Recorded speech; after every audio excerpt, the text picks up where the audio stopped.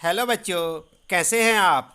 बच्चों, आज हम पढ़ेंगे पाठ साथी हाथ बढ़ाना, जो कि साहिर लुधियानवी द्वारा लिखा गया एक गीत है। इस गीत के माध्यम से साहिर लुधियानवी जी ने मेहनत करने वाले लोगों को मिलजुल कर काम करने की प्रेरणा दी है। तो आइए सबसे पहले पढ़ते हैं पाठ साथी हाथ बढ़ाना। तो आइए सबसे पहले पढ़ लेते हैं इस गीत को, उसके बाद हम आपको पाठ का भावार्थ बताएंगे और पाठ के अंत में पाठ से संबंधित प्रश्नों के उत्तर भी। आप भी हमारे साथ पढ़ें। साथी हाथ बढ़ाना, एक अकेला थक जाएगा मिलकर बोझ उठाना। साथी हाथ बढ़ाना, हम मेहनत करने वालों ने जब भी मिलकर कदम बढ़ाया, सागर ने रास्ता छोड़ा पर्वत ने शीश झुकाया। फौला दी हैं सीने अपने, फौला दी हैं बाहें, हम चाहें तो चट्टानों में पैदा कर दे राहें। साथी हाथ बढ़ाना, मेहनत अपने लेख की रेखा, मेहनत से क्या डरना, कल गैरों की खातिर की आज अपनी खातिर करना। अपना दुख भी एक है साथी, अपना सुख भी एक, अपनी मंजिल सच की मंजिल, अपना रास्ता नेक। साथी हाथ बढ़ाना। आप देख रहे हैं यहाँ पर मिलजुल कर किस प्रकार से सब के सब काम कर रहे हैं। एक से एक मिले तो कतरा बन जाता है दरिया, एक से एक मिले तो जर्रा बन जाता है सेहरा। एक से एक मिले तो राई बन सकती है पर्वत, एक से एक मिले तो इंसान बस में कर ले किस्मत। साथी हाथ बढ़ाना। और आप देख रहे हैं ना यहाँ पर सबसे नीचे यहाँ पर जो है लेखक का नाम है, आप देख सकते हैं इसे साहिर लुधियानवी। इस गीत के लेखक कौन है? साहिर लुधियानवी। आइए इसके बाद इस कविता का भावार्थ देखते हैं कि इस कविता में क्या कुछ कहा गया है। तो यहाँ पर देखते हैं कविता की कुछ पंक्तियाँ। साथी हाथ बढ़ाना, साथी हाथ बढ़ाना, एक अकेला थक जाएगा मिलकर बोझ उठाना। साथी हाथ बढ़ाना, हम मेहनत वालों ने जब भी मिलकर कदम बढ़ाया, सागर ने रास्ता छोड़ा पर्वत ने शीश झुकाया। फौला दी हैं सीने अपने, फौला दी हैं बाहें, हम चाहें तो पैदा कर दें चट्टानों में राहें। साथी हाथ बढ़ाना। तो आइए जानते हैं इन पंक्तियों में क्या कुछ कहा गया है, इनका अर्थ देख लेते हैं। तो यहाँ पर कहा गया है कि साथी हाथ बढ़ाना गीत में साहिर लुधियानवी जी ने बताया है कि काम करने में सभी को मिलकर करना चाहिए। अकेले काम करने में व्यक्ति थक जाएगा। आप देख रहे हैं ना यहाँ पर, अकेले काम करने में व्यक्ति थक जाएगा, उसका कार्य पूरा नहीं होगा। किसी काम को पूरा करने में सभी को मिलाकर करना चाहिए। कवि सभी को प्रेरणा देता हुआ कहता है कि परिश्रमी व्यक्ति ने जब भी मिलकर कार्य किया तो बड़े से बड़ा कार्य संपन्न हुआ है। यदि हम मिलकर काम करते हैं तो समुद्र में भी राह निकल पड़ती है और पहाड़ को भी अपने बल से गिराया जा सकता है। हमारे सीने और बाहें फौलादी हैं, हम इतने मजबूत हैं कि चट्टानों को भी तोड़कर अपनी राह निकाल सकते हैं। अतः हमें मिलकर काम करना होगा। इसके बाद अगली पंक्तियाँ आप देखें। मेहनत अपनी लेख की रेखा, मेहनत से क्या डरना, कल गैरों की खातिर की अब अपनी खातिर करना। अपना दुख भी एक है साथी, अपना सुख भी एक, अपनी मंजिल सच की मंजिल, अपना रास्ता नेक। साथी हाथ बढ़ाना। तो यहाँ पर वैसे तो आप स्पष्ट समझ गए होंगे क्योंकि बहुत सी सीधी भाषा में लिखा हुआ है, लेकिन फिर भी आप देख सकते हैं कि यहाँ पर जो है इन लाइनों का क्या मतलब है।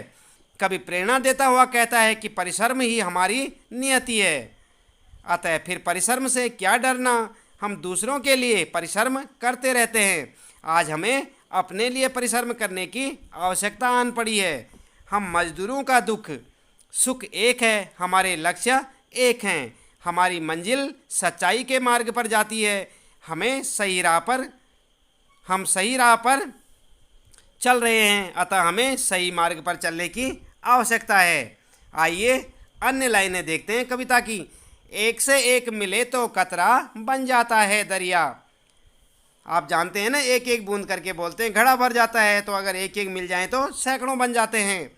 तो एक से एक मिले तो कतरा बन जाता है दरिया, एक से एक मिले तो जर्रा बन जाता है सेहरा, एक से एक मिले तो राई बन सकता है पर्वत। आपने देखी ना राई का दाना कितना छोटा होता है, और अगर बहुत सारे राई के दानों को आपस में चिपकाते चिपकाते चले तो बड़ा पहाड़ बन जाएगा। तो इसी प्रकार लेखक कहता है एक से एक मिले तो राई बन सकता है पर्वत, एक से एक मिले तो इंसान बस में कर ले किस्मत, साथी हाथ बढ़ाना। यदि आप सब मिलकर काम करेंगे तो हम बहुत कुछ कर सकते हैं। तो इसका अर्थ होगा, कवि लोगों को प्रेरणा देते हुए कहता है कि एक एक बूंद मिलकर जल बन जाते हैं और बड़ा सागर बन जाता है। इसी प्रकार मिलते हुए नदी का रूप धारण कर लेते हैं। इस प्रकार एक एक कण मिलकर पर्वत बन सकता है। इसी प्रकार मनुष्य चाहे तो दृढ़ प्रतिज्ञा होकर अपने लक्ष्य को पा सकते हैं। यदि हमें एक दूसरे का साथ देना चाहिए तो कठिन से कठिन लक्ष्य को भी प्राप्त कर सकते हैं। अपने लक्ष्यों को पाने के लिए हमें मिलकर काम करना चाहिए। बाद आइए करते हैं यहाँ पर पाठ से संबंधित प्रश्नों के उत्तर भी देखते हैं। हमारे पास उसका जो है ये पहला प्रश्न है, यह गीत किसको संबोधित है? तो यहाँ पर आपका उत्तर होगा, यह गीत मजदूरों को संबोधित करता है। आपने देखा था ना, वहाँ पर इमेज देखी थी आपने, जो चित्र वहाँ पर लगा हुआ था वो क्या था? मजदूरों को संबोधित करता है कि मजदूर जो है, जो मेहनत करने वाले हैं, अगर वे सारे मिलकर एक हो जाएं तो बड़ी ताकत बन सकती है। इसके बाद दूसरा प्रश्न देखें आप, इस गीत की किन पंक्तियों को तुम अपने आसपास की ज़िंदगी में घटते हुए देख सकते हो? तो आपका उत्तर होगा, साथी हाथ बढ़ाना, एक अकेला थक जाएगा मिलकर बोझ उठाना, साथी हाथ बढ़ाना, हम मेहनत वालों ने जब भी मिलकर कदम बढ़ाया, सागर ने रास्ता छोड़ा पर्वत ने शीश झुकाया, फौला दी हैं सीने अपने फौला दी हैं बाहें, हम चाहें तो चट्टानों में पैदा कर दे राहें। उपयुक्त पंक्तियों को हम अपने आसपास के श्रमिक वर्ग की जिंदगी में घटते हुए देख सकते हैं। गीत की इन पंक्तियों में कवि बताते हैं कि अकेला व्यक्ति अगर कुछ पाने का प्रयास करे तो थक जाता है, परंतु अगर सब मिलजुल कर काम करें तो बड़े से बड़े लक्ष्य तक आसानी से पहुंच सकते हैं। तो आपने देखा नहीं, यहाँ पर इसका उत्तर इस प्रकार से आप लिखेंगे। इसके बाद आइए जानते हैं यहाँ पर तीसरा प्रश्न जो है आपके लिए, सागर ने रास्ता छोड़ा पर्वत ने शीश झुकाया, शाहिर ने ऐसा क्यों कहा है? आप लिखेंगे यहाँ पर उत्तर, सागर ने रास्ता छोड़ा पर्वत ने शीश झुकाया। आप देख रहे हैं यहाँ पर तीसरा प्रश्न, सागर ने रास्ता छोड़ा पर्वत ने शीश झुकाया। इन पंक्तियों के द्वारा गीतकार शाहिर जी ने मनुष्य के साहस और हिम्मत को दर्शाया है। यदि मेहनत करने वाले मिलकर कदम उठाते हैं, यानी मिलकर कदम बढ़ाते हैं, तो समुद्र भी उनके लिए रास्ता छोड़ देता है, पर्वत भी उनके समक्ष झुक जाते हैं।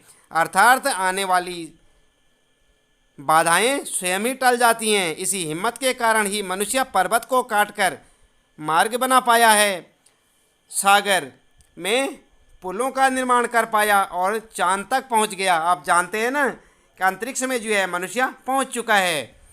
तो आप इस प्रकार से इसका उत्तर लिखेंगे। इसके बाद चौथा प्रश्न आपके लिए, गीत में सीने और बाहें, बाह को फौलादी क्यों कहा गया है? आप समझते हैं ना, सीने और बाह को जो है फौलादी क्यों कहा गया है? तो यहाँ पर जो है उत्तर होगा आपका, दृढ़ इच्छा शक्ति के लिए मजबूत सीना आवश्यक है और इन कार्यों को पूरा करने के लिए मजबूत हाथ आवश्यक हैं। इसलिए कवि ने इस गीत में मजदूर के सीने और बाह को फौलादी कहा है। इसके बल पर ही सफलता प्राप्त की जा सकती है। तो इस प्रकार से आप इसका उत्तर लिख सकते हैं। इसके बाद अगला प्रश्न आपके लिए, एक अकेला थक जाएगा मिलकर बोझ उठाना। तो यहाँ पर दो प्रश्न आपके लिए, क और ख। आप देख रहे हैं यहाँ पर क और ख दो प्रश्न हैं। तो पहला प्रश्न है, तुम अपने घर में इस बात का ध्यान कैसे रख सकते हो? और दूसरा प्रश्न है यहाँ पर, पापा के काम और माँ के काम क्या क्या हैं? तो आप क्या लिखेंगे? और यहाँ पर एक अन्य प्रश्न और भी यहाँ पर देख सकते हैं आप, गै से क्या वे एक दूसरे का हाथ बटाते हैं? तो आपका पहला उत्तर होगा, हम घर के काम में सहयोगी बनकर इस बात का ध्यान रख सकते हैं। क्या था प्रश्न आपका? तुम अपने घर में इस बात का ध्यान कैसे रख सकते हो? तो आपका उत्तर क्या होगा? हम घर के काम में सहयोगी बनकर इस बात का ध्यान रख सकते हैं। इसके बाद दूसरा प्रश्न था आपके लिए ख वाला, पापा के काम और माँ के काम क्या क्या हैं? तो आप क्या लिखेंगे उत्तर? पापा का काम पैसे कमाना व बाहर से चीज़ें लाना, बिल भरना आदि है। तो माँ का काम क्या है? घर की सफाई करना, खाना बनाना आदि हैं। इस प्रकार से आप उत्तर लिखेंगे। और इसके बाद गए वाला प्रश्न होगा, क्या वे एक दूसरे का हाथ बटाते हैं? तो आप क्या लिखेंगे? हाँ, वे एक दूसरे का हाथ बटाते हैं। तो इस प्रकार से आपके उत्तर होंगे। इसके बाद यहाँ पर देख लेते हैं, थोड़ा भाषा की बात है, व्याकरण संबंधी प्रश्न भी आपको करने आवश्यक हैं। तो यहाँ पर आप देखें, छठा प्रश्न है, अकेला चना भाड़ नहीं फोड़ सकता, एक और एक मिलकर 11 होते हैं। तो आप यहाँ पर देखें, ऊपर लिखी कहावतों का अर्थ गीत की किन पंक्तियों से मिलता जुलता है? आपका उत्तर होगा, ऊपर लिखी कहावतों का अर्थ गीत की निम्न पंक्तियों से मिलता जुलता है। कौन सी पंक्तियां हैं वे? साथी हाथ बढ़ाना, एक अकेला थक जाएगा मिलकर बोझ उठाना। साथी हाथ बढ़ाना, हम मेहनत वालों ने जब भी मिलकर कदम बढ़ाया, सागर ने रास्ता छोड़ा पर्वत ने शीश झुकाया। फौला दी हैं सीने अपने, फौला दी हैं बाहें, हम चाहें तो पैदा कर दें चट्टानों में राहें। साथी हाथ बढ़ाना, इस प्रकार से आप इसका उत्तर लिखेंगे। इसके बाद अगला प्रश्न है इसमें आपके लिए, इन दोनों कहावतों का अर्थ कहावत कोश में देखकर समझो और वाक्य के संदर्भ में उनका प्रयोग करो। तो आप क्या करेंगे? यहाँ पर उत्तर लिखेंगे आप ख का किस प्रकार से? तो यहाँ पर आप देखें, इस प्रकार से आप एक टेबल बना सकते हैं, उसमें मुहावरा, अर्थ और वाक्य तीनों चीज़ें उसमें ऐड करेंगी। तो यहाँ पर जो है, जैसे आपने जो यहाँ पर देखा मुहावरा, अकेला चना भाड़ नहीं फोड़ सकता, तो इसका अर्थ क्या होता है? मिलजुल कर काम करने से जीवन में प्रगति संभव है। और वाक्य आप कैसे बनाएंगे इसके लिए? देश से भ्रष्टाचार को दूर करना किसी एक नेता के बस की बात नहीं, इसके लिए सबको काम करना होगा, क्योंकि अकेला चना भाड़ नहीं फोड़ सकता।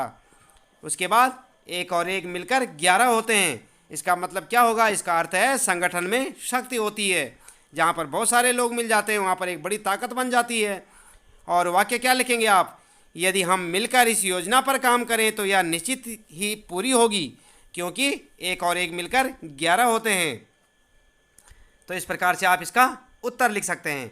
आपके लिए 7वां प्रश्न होगा, नीचे हाथ से संबंधित कुछ मुहावरे दिए हैं, इनके अर्थ समझो और प्रत्येक मुहावरे से वाक्य बनाओ। तो यहाँ पर देख रहे हैं ना आप, कै वाला हाथ को हाथ न सूझना, और उसके बाद ख वाला हाथ साफ करना, गै वाला हाथ पैर फूलना, और घ वाला हाथों हाथ लेना, और गै वाला हाथ लगना। तो पहले का होगा आपके लिए हाथ को हाथ न सूझना, इसका मतलब क्या होता है? अंधेरा होना। जब अंधेरा हो जाता है तो आपको आपका दूसरा हाथ थोड़ी ना दिखाई देता है, दिखाई देता है आपको एक हाथ से दूसरा हाथ, आपको मालूम है कि आपके हाथ हैं लेकिन आपको दिखाई नहीं देते हैं। तो हाथ को हाथ न सूझना मतलब अंधेरा होना। गांव में आज भी बिजली की समस्या है, रात को बाहर निकलो तो हाथ को हाथ नहीं सूझता। इस प्रकार से आप इसका उत्तर लिख सकते हैं। इसके बाद दूसरा है आपके लिए हाथ साफ करना। हाथ साफ करना का मतलब क्या होता है बच्चों? हाथ साफ करने का मतलब चोरी करना। शादी वाले घर में सतर्क रहना जरूरी है, वरना कोई भी हाथ साफ कर सकता है। वहाँ भीड़ भाड़ होती है ना, जहाँ पे शादियाँ होती हैं, तो वहाँ पे अगर कोई सतर्क नहीं रहेगा तो कोई भी अपना हाथ साफ कर लेगा, मतलब चोरी करके भाग जाएगा। और हाथ पैर फूलना मतलब डर से घबरा जाना। जब आपको डर लगता है तो आपके हाथ पैर मोटे हो जाते हैं, फूल जाते हैं। तो हाथ पैर फूलना मतलब डर से घबरा जाना। सड़क पर चलते चलते अचानक सांप को देखा तो रामू के हाथ पैर फूल गए। और घ वाला आप क्या लिखेंगे? हाथों हाथ लेना मतलब स्वागत करना। बेटे के विदेश से लौटने पर माँ पिताजी ने उसे हाथों हाथ लिया मतलब उसका खूब जोर से स्वागत किया। और हाथ लगना का मतलब अचानक मिल जाना। मंदिर जाते वक्त अचानक 500 का नोट मेरे हाथ लग गया, मतलब कि मुझे 500 रुपये रास्ते में मिल गए। तो इस प्रकार से आपका यहाँ पर ये पाठ जो है समाप्त होता है। उम्मीद है कि आपको ये पाठ अच्छी तरह से समझ आया होगा। आप इसे अपनी नोटबुक में नोट कर लें ताकि अच्छे से आपको याद भी हो जाए। आज के लिए इतना ही काफ़ी है। आपका दिन शुभ हो।